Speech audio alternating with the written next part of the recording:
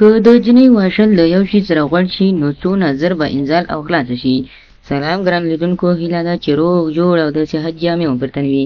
زه یو ځل بیا ستاسو په خدمت کې د یو نوي ویډیو سره حاضر یم. هیله ده چې د پام وړ مو وګرځېږي. تر هر څه دمخه باید یادونه وکړم، که زموږ چینل مو نه وي سبسکرایب کړی نو زموږ چینل سبسکرایب کړئ او په خوا کې ورسره د ګونګړي نشان ووهئ. مننه.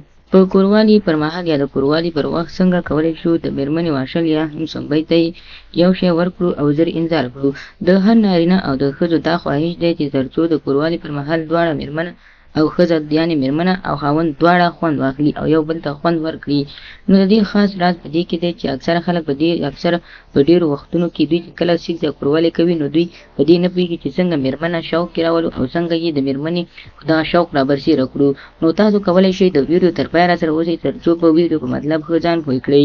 د مېرمنې واشل ته تاسو لږ د زیتونو تیل او لږ اندازه د زیتونو تیلو تر څنګ تاسو کولی شئ تور تیل یا د شلشمو تیل هم میکس کړئ. دغه دواړه به تاسو پاخه کړئ. د پخولو طریقه یې داسې ده چې دومره اندازه غوړ یعنې دغه دواړه به تیل به راواخلئ، تور تیل او دغه کوم چې تاسو استعمال زیتونو تیل، دا دواړه به د ضرورت په اندازه راواخلئ چې څومره تاسو استعمالولی شئ.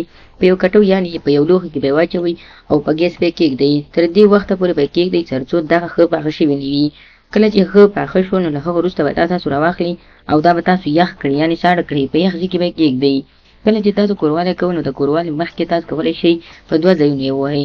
لومړی د مېرمنې په شرمګاه او له هغه تر څنګ تاسو کولی شئ په خپل کوتک یې هم تر 10 دقیقو پورې مساج کړئ تر څو کوتک مو ښه رانیغ شي او کلک او محکم شي. د تیلو په ورکولو سره خپل کوتک ته چې کله تاسو تیل ورکوئ نو ستاسو کوتک کې کلکوالی یا مضبوطوالی را پیدا کېږي. دغه تاسو کولی شئ چې هر ټیم استعمال کړئ ځکه بدن ته هم جانبي عوارض نه لري او نه هم تاوان لري. نو خدای دې وکړي ملګرو چې زموږ د ویډیو څخه غلط مطلب وانخلئ. زموږ ویډیو لایک کړئ، شیر کړئ او زموږ چینل هم سبسکرایب کړئ. مننه.